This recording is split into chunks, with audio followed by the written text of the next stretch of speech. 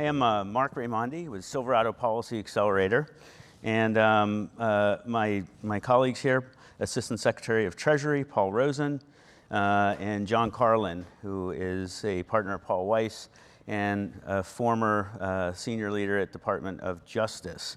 We are here to talk about investment security. Thank you guys for being here. And yes, we all do wear blue suits with white shirts, and if we had a tie on, it would be red. But that's just kind of the DC uniform. I want to thank the Andersons, not just for this event, but for all that you have done and do to keep a firm focus on issues that are very pertinent to our national security, our economic security, and our innovation. I'm not going to read the bios of any of my panelists. You can look at it. What I really want you to take away, though, is these two have served at multiple agencies, and if you look at all the agencies they've served at, you have either oversaw or work with on a daily basis every member of the national security establishment in the U.S. government. Paul actually is one of the few people I know that has actually also worked for all three branches of government: legislative, executive, and judicial. Our goal is to provide an overview of the investment security priorities of the administration, but also to convey how the United States government is protecting innovators like yourselves, disruptors. So I don't want you to take away that the government is going to be overly compliant, put a lot of compliance issues on you. I want you to take away that the fact that you are creating disruptive technologies makes you a target. But those disruptive technologies also exist at the intersection of national security, economic security, and public safety. So at some point, they do trip additional compliance issues. And this is just to kind of give you an overview of that. Our disruptive technologies are relentlessly targeted by our adversaries. If you watched 60 Minutes a couple weeks ago, you saw not only the FBI director, but all of the, his four counterparts from the Five Eyes say that the number one concern is China, and the number one target of China is California, Silicon Valley. We're going to do about 25 minutes of Q&A, and then we're going to open it up for questions. So please think about your questions. Paul, let's start with you. Can you please take a couple minutes and just explain to us your portfolio at Treasury, and if you can, highlight what your most significant challenges regarding our investment security are? Thanks, Mark. Thanks for the question. It's great to be here as well with John and many others. So I'm the Assistant Secretary for Investment Security at Treasury, which means I run just that, the investment security portfolio, which, among other things, leads the Committee on Foreign Investment in the United States. And known by its acronym CFIUS, what CFIUS was set up to do 50 years ago by executive order and now authorized in statute by Congress is to set up a system to review certain foreign investments or foreign purchases of U.S. businesses for national security risks. We have a very specific statutory jurisdiction that I won't bore you with in detail, but if you want to talk about it, I'm happy to grab 2 cups of coffee after and do that. But what we are charged with doing is looking at foreign investment, foreign persons that come into U.S. businesses to assess 2 things. One is, what is that purchase? What do we know about that purchaser from a threat perspective? And what do we know about the U.S. business that they are either investing in or buying outright? And what does that mean for the risk to national security? I.e., what does that foreign person get access to? Is it sensitive technology? Is it U.S. sensitive personal data? Is it a technology in the Department of Defense's critical military supply chains, for example?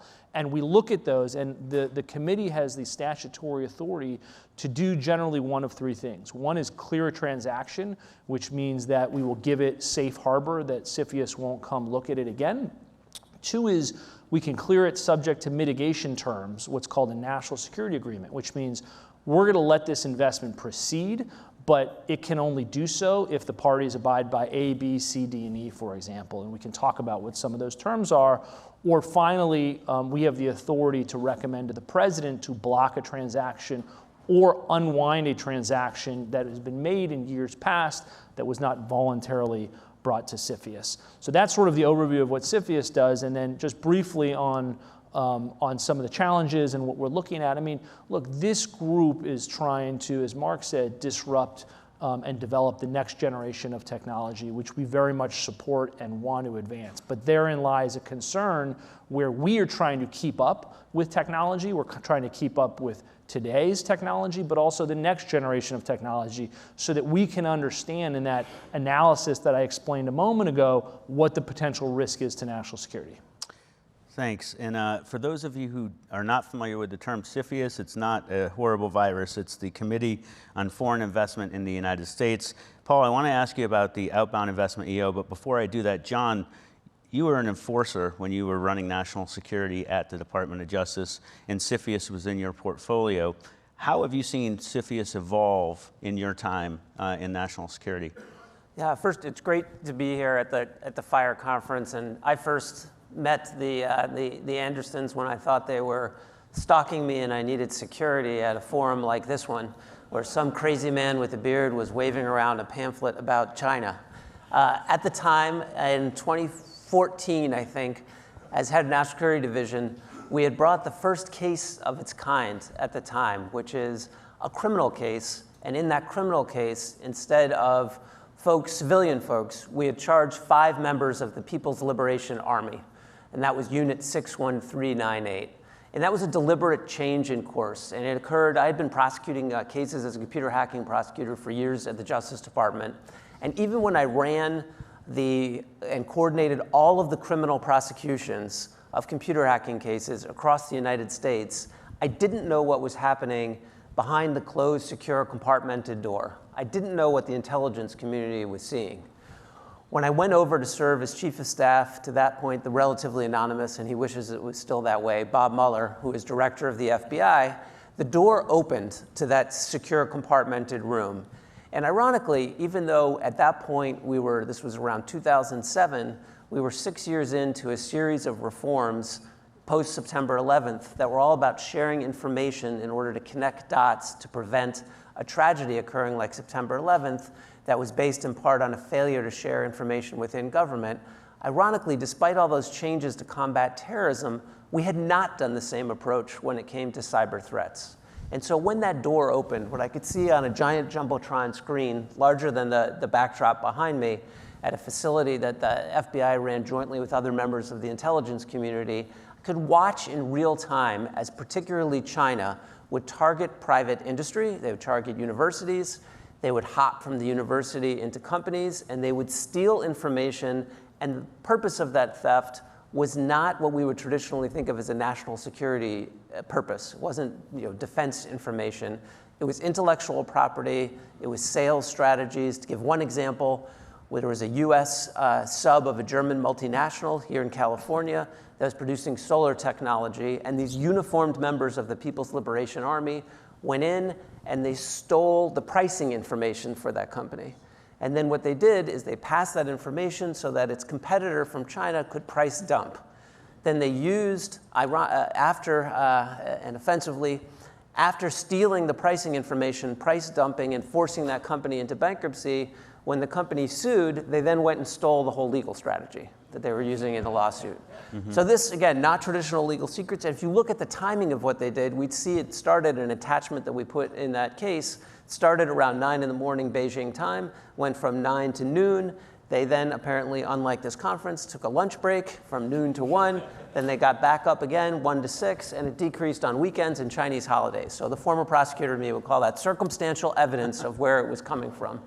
So again, this was about a year before I ran into Mark, who had laid out, and what I think is so effective about this conference and why I'm glad to be here is he laid out in terms that people could understand how this was part of a larger strategy from China and how we needed to fundamentally shift our approach using all legal tools at our disposal. Some of those are prosecutions, but that also includes our intelligence apparatus, our diplomacy, the use of the Treasury Department's authority to bring sanctions, the Commerce Department's authority to restrict certain technology for export. And in terms of CFIUS, in my role, what I saw was that that committee traditionally had focused on things like if a Russian investor was trying to buy missile technology, we'd say, time out. That's bad. You've got to go through this review, and we may restrict your ability to access that technology or prevent the sale, right? But when we were watching what China was doing, including after that case that we brought, going into the Office of Personnel Management and stealing the records and identity of everyone in the US government. My daughter's first piece of mail, actually, and she was excited to see her name on an envelope, but it was actually a notice saying her identity had been stolen from OPM. One of those notices in the mail. So when we saw what they were doing, it became clear that the focus of CFIUS needed to change. And it was controversial in the beginning, but we needed to look at where are they doing investment, and that investment will give them an opportunity to take data, to steal data, and use it in the same way that they're doing through computer hacking. And if they're doing that, are there ways we can mitigate that national security risk? When I turn to the Biden administration, that approach has now been codified in law in 2018. The Foreign Investment Review Modernization Act, which called out specifically personally identifiable information as a national security risk. And I just want to pause for 1 second and turn back to you. That's a significant shift. When I have clients now and they're wondering, well, why on earth in this regime that was set up to prevent Russians from getting our missiles, why is CFIUS interested in a Chinese acquisition of Grindr, a dating app? And when you see what they are taking in other spheres and how they're using their computer hacking capability, including through their armed and intelligence services, then it becomes easier to figure out for Paul's team where they're focused on the risk and why that suddenly looks like it may pose a national security risk that could be used to extort or for intelligence purposes. So thank you, John. And I just want to say that I'm really glad Mark caught us at the Munich Security Conference, because Theft Nation, which came out in 2015, is to this day the best document I have ever seen. I have a dog-eared copy of it that I carry almost everywhere. I still have an electronic copy I spam people with now.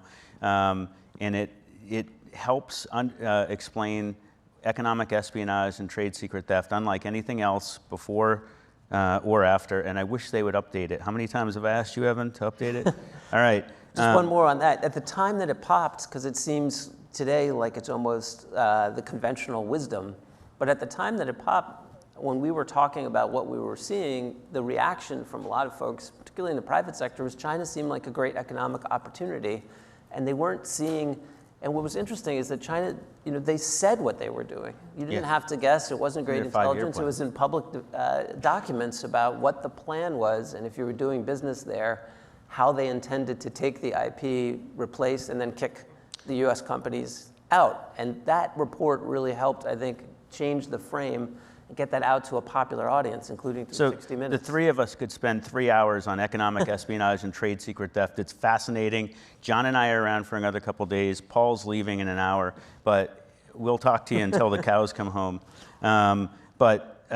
Also, one thing I will say, and it's not a gratuitous promotion of my current think tank, but we did have a report come out last week showing that what Eric and Mark said China did in solar, wind, high-speed rail, and telecom, they are now doing in microprocessors. The difference is there are alternatives to energy, right? There's no alternatives to microprocessors. We cannot allow China to control the supply chain of them.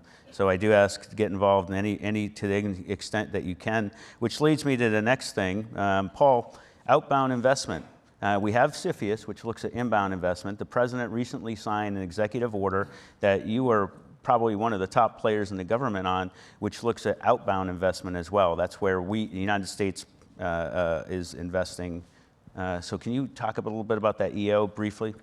Yeah, sure. Thanks, Mark. Briefly, so again, CFIUS regulates inbound investments. The president, for the first time, issued an executive order charging the Department of Treasury and my office with implementing regulations to implement that order. And what it does is it sets up for the first time a framework to restrict outbound U.S. investments to certain countries of concern, namely the People's Republic of China, into certain advanced technologies in semiconductors and quantum computing, microelectronics, and artificial intelligence.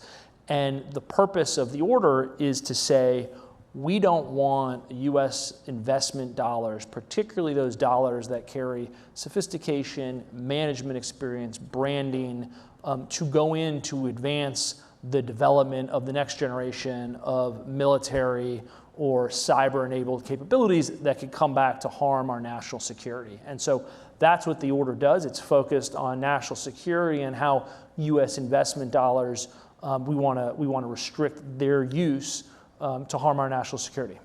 Right, and John, that was the first time, and I think that the administration has done a pretty good balancing act of trying to listen to the private sector, listen to the enforcers, and come up with something that everybody might not love, but they can live with. John, what's the reaction from your clients on this? That's been interesting, and I'm curious in the discussions that we have here, but the outbound investment order was relatively narrowly tailored towards three sectors: advanced semiconductors, artificial intelligence, and quantum computing. And what I've found really is that affecting U.S. investment more than this particular order was, one, what they anticipate might come in the order, and so trying to minimize risk on future investments. Two, one of the only oasis of bipartisan agreement right now is around concerns about China's threats, and the way those are articulated are different, but there's a committee that focuses on nothing but in the House and actually is bipartisan. So they're concerned about that and where legislation may go. And then lastly, it's been really actions by President Xi in the People's Republic of China, which has made it a more erratic place to do business, including cracking down and arresting folks who do due diligence on companies, creating a new security regime about taking information out of the country. And so that combined increase in risk, I think, has really caused, and if you look at the numbers, the U.S. investment in China has plummeted far more broadly than this rather narrowly and tailored, focused on national security executive. Paul, that leads me to the next question for you. Is it has plummeted, not as fast enough as some of us would like to see, but it has. But Paul, foreign investment is still an important part of the U.S. economy. You know, we don't corner the market on innovation, although I tend to think we do it better than others. So how do you do that balance? How do you look at that balance and ensure that we don't shut down the foreign investment dollars that can go out and invest versus national security concerns? Well, we have a dual mission. Obviously, it's to protect national security at its core, but also to encourage foreign investment. So we want all of your companies to attract foreign investment. We want, because we know that is the lifeblood in many cases of what makes the difference between a successful company and not a successful company. But what we want to do is make sure that that foreign investment that comes in is not a national security concern. And that's why in our reviews we take very much a scalpel approach. We don't come in with a sledgehammer and say, oh, you have 5% of this, and so you can't do X, Y, or Z. What we try to do is tailor our outcomes to the specific concern to maximize the ability that an investment can continue to flow while addressing the national security risk. And I know we'll get to this, but I think there's particular things that early stage and disruptive technology companies can be thinking about to avoid some of the pitfalls. And we have 11 and a half minutes left, and I am going to protect 5 minutes for questions. But John, let's follow up on what Paul just said.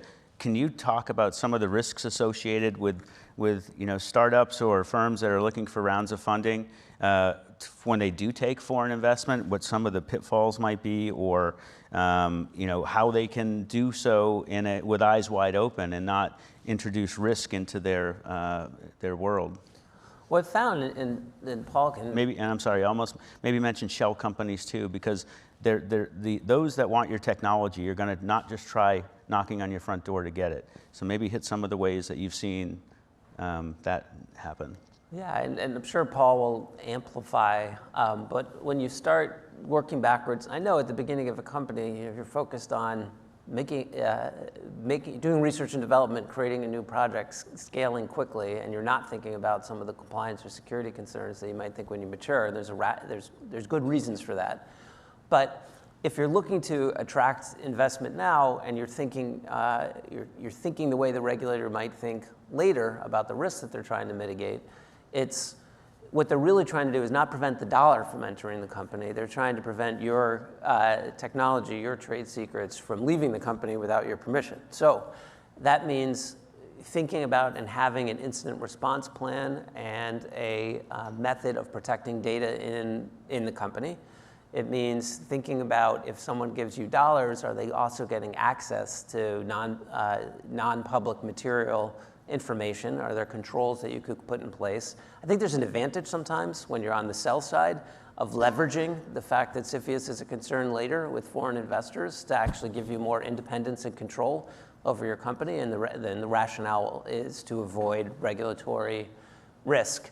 And then to Mark's point on shell companies is kind of knowing who you're doing business with. There's going to be a new, and I don't know if you want to talk about this a little bit, Corporate Transparency Act actually that's going into effect later this year through a different part of Treasury than the one Paul runs through FinCEN, that's going to require increased disclosures about where your capital is coming from, and that's designed in part to expose.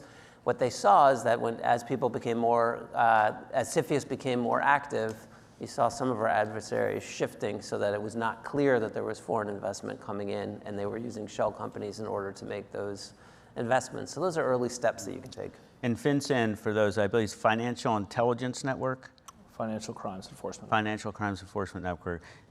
Don't fear the FBI or the CIA, fear FinCEN, because if they start looking at you, there's no rock you can hide under. They're so thorough. It's very impressive to see how they can track finances.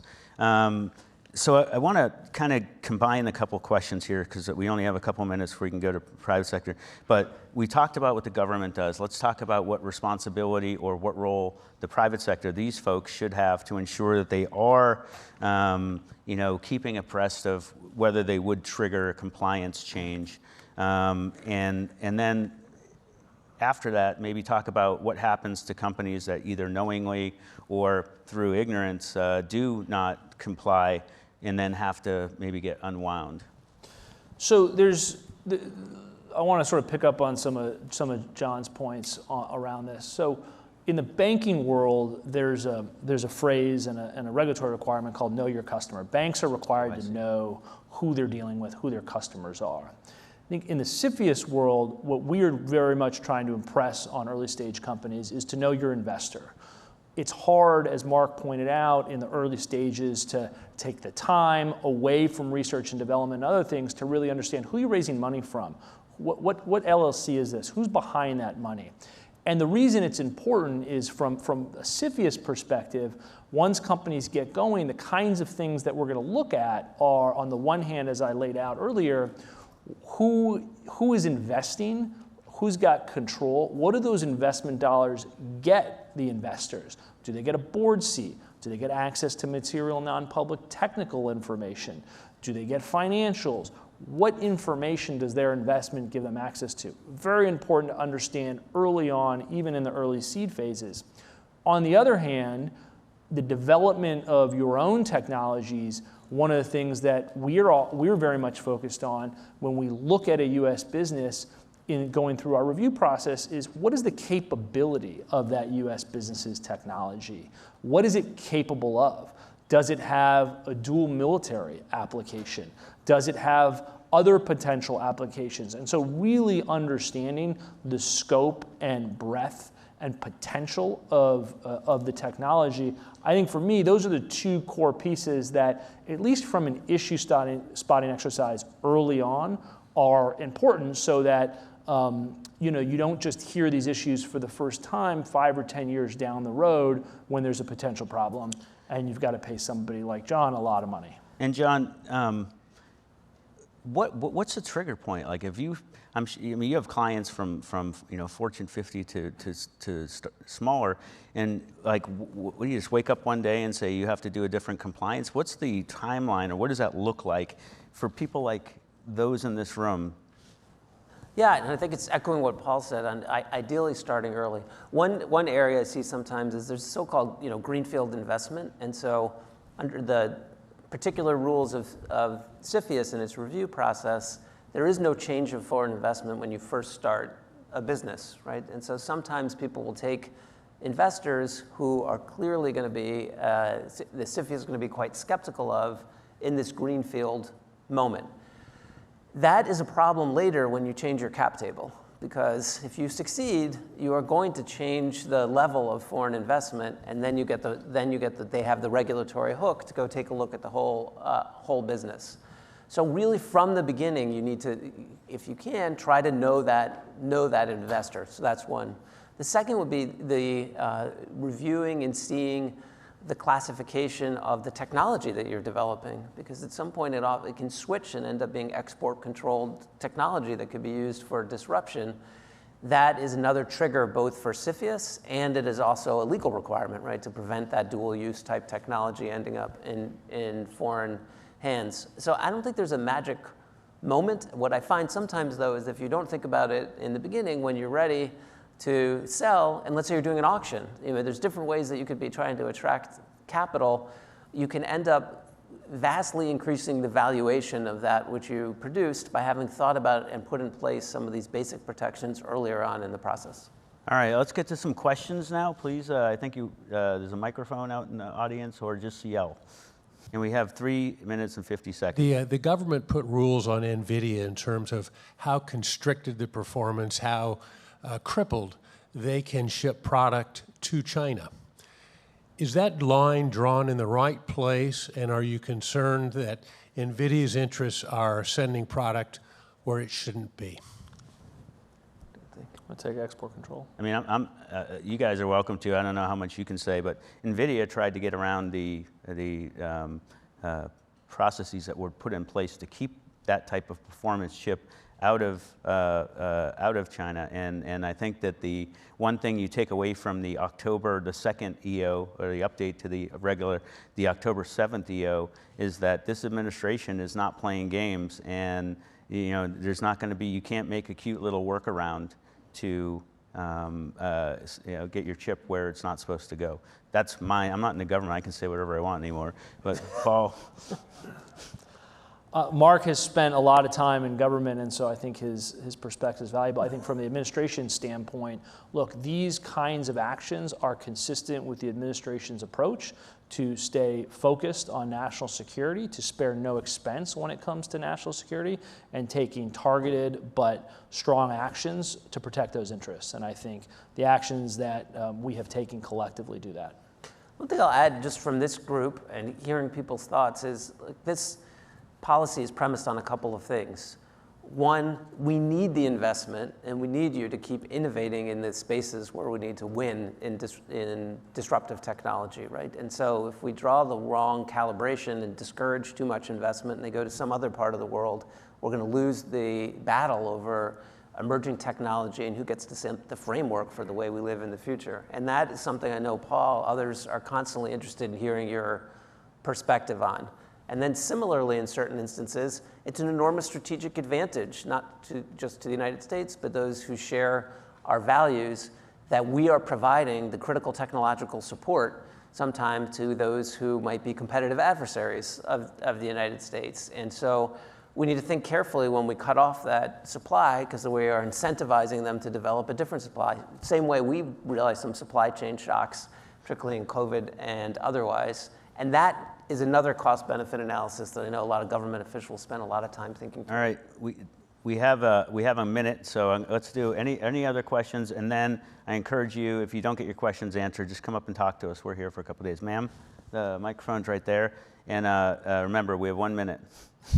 I'm curious, have you ever implemented strategies like creating a honeypot sort of company to try to bait foreign investors that maybe are repeat offenders or actual criminals in terms of their conduct? That's not a 45-second response, so we'll get with you afterwards. Let me, and wow, you're keeping us on track. Let me just say one brief thing about our process that I didn't mention, which is there is a built-in process that incorporates the intelligence community, the Director of National Intelligence.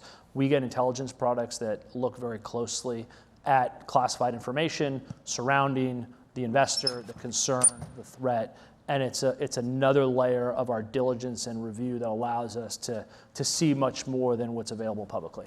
And final word, I will take, sorry, but again, these guys are here. We have 10 seconds left, but the scope of the problem exceeds the enforcement capabilities, so it does take all of you knowing and being a smart consumer and knowing who the government people are for you to reach out to. And that's one of the reasons when John was at Department of Justice, he spent about half of his time coming and speaking to groups like you. Paul's doing it now because it's really important that we use all of our efforts to keep our digital innovation, our disruptive technologies, and our national security at the forefront of thought. And thank you, gentlemen.